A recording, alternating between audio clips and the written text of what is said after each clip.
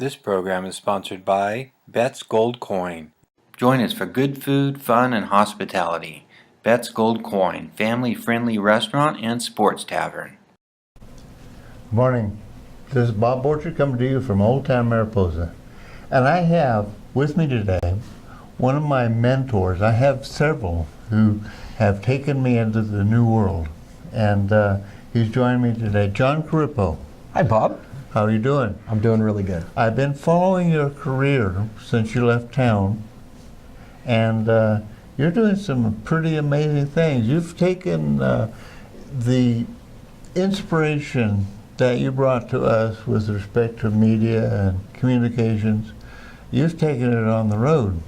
Yeah, I've been all over the place. This year, in my first year working for Q, we'll talk about what Q is in a minute, I think. But basically quadrupled the amount of teachers that we served last year over previous years. And then this year at the end of the first quarter, we got more teachers lined up for professional development right now after 2.5 months than we did in all of last year, which was a quadruple. So yeah, it's kind of going viral right now. Let's talk about Q. Tell me a little bit about it. So Q is a 38-plus-year-old nonprofit here in California that was originally formed by teachers who came together. Back in the old days, I think Walt will remember like when it was cool to be able to print a calendar, right? I could print a calendar! And that was kind of the tops of the tops at school back in those days. Just the idea that there were a few teachers who wanted to go a little deeper. And so over the last 3+ decades, Q has morphed into an 8,000 teacher organization. We're the Q and Nevada affiliate for a larger group called ISTE. And this might help to put it in your terms. Think like the Lions Club or the Elks Club. So we would be the organizers for all of those kinds of clubs in California and Nevada. There's about 300,000 teachers in California, so we feel a large sense of responsibility. But what I really like is that we're a nonprofit. We're a member-driven, member-run organization. Okay. And you're paid for by member subscriptions to your... Yeah, to some degree. Then we have events where people can come and go to 1, 2, 3-day events. We have a large convention in Napa with about 1,300 people and another large one in Palm Springs. Maybe I need you to come down for a VIP. Oh, that would be fun. Palm Springs, you could do an on-site show, interview teachers. Well, can I bring my technician? The technician, yes. I'm not sure about Walt. We'll have to check. Already going. He's already lined up. That's how organized this guy is. I love it. The conflict, by the way, between John and I is John is really organized and I'm not. And I'm not really organized. I'm just ahead of you. It's like the old bear joke, right? I don't have to be fast. I got to be faster than you. Well, you're faster than me, John. But we've taken this a long way since the day we were the together. studio's looking really good. I love the new LED lights. It's awesome. And we've our numbers are pretty amazing. You know, we've made the transition from television to multimedia in the internet world. We reach out to we have an audience reach of around 5,000 people a week. That's awesome. That is really, really cool. Well, you know, my degree is originally in advertising, and you would pay big bucks for that kind of reach in a market like Fresno to be able to say we had 5,000 people watching. That when I graduated from college, which was the old days, those were good numbers. We're going to talk about the old days. We're going to talk about education. Okay. First off, Q.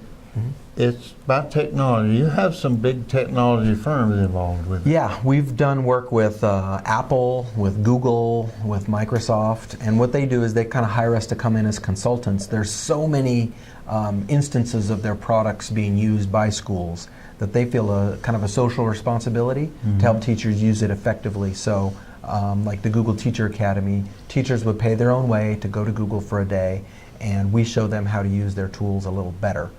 We've done things like that with Apple. Back in the late 90s, Q did a lot with good old Macworld, which was in San Francisco, and we had a strand of things.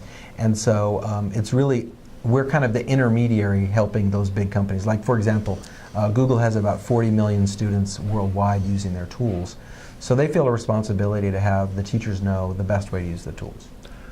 John, I want to talk to you about something that seriously concerns me. I've had a little brush with the education system, your involvement and being involved with Walt, and I read a lot.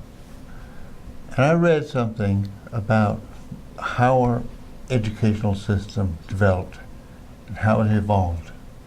We have an industrial age-based education system that is trying to produce educated students for an information age society. Now that sounds pretty high-minded, but it has some really serious implications. Yeah, I do a lot of reading. A book that I might recommend to your viewers is called Dumbing Us Down by John Taylor Gatto, and it really goes into the history of this. And then recently a friend of mine just screened a film called Most Likely to Succeed down in Fresno, and it really documents how there was a group called the Committee of 10, J.P. Morgan, Henry Ford, titans of industry, those types of folks. And when they designed high school, they designed it based on Horace Mann's idea. Horace Mann is a guy who went to Prussia in the late 1800s, early 1900s to study how the Prussians had sliced all the subjects into 1 hour each and then arranged all the kids by their age range. And that was a revolutionary idea, to put kids, all the 11-year-olds in one room, all the 12-year-olds. That wasn't how education had been done in all of human history until about 100 years ago. So that was a really revolutionary change. And the problem is that if you look at the new economy, that the biggest thing that people need to be able to bring to their employer or themselves of the new economy is really a sense of creativity, flexibility, collaboration, working together, being deeply enriched in technology. And I'm just going to take a quick sidebar. Can you think of one job where you do a lot of handwriting now? Because you don't do police reports that way, you don't do military reports that way. Even a plumber or a UPS guy, they're going to be working off an iPad a lot of times. So the new economy is looking for people who think like a free agent, are creative, combine new ideas rapidly, and school is really set up to produce kids who think the same. You know, we've just scratched the surface on this, and I'd like to do a second session with you. Sure.